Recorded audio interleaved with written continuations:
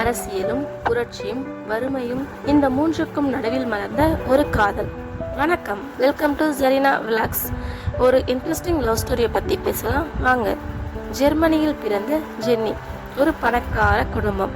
அழகு, அறிவு, மரியாதை எல்லாம் இருந்த பெண்.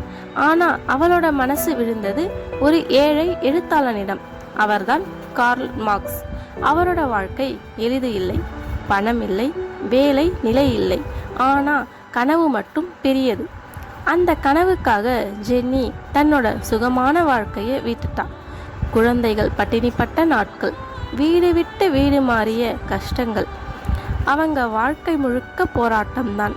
ஆனால் ஒரு விஷயம் மட்டும் ஒருபோதும் மாறலை, அவங்க காதல்.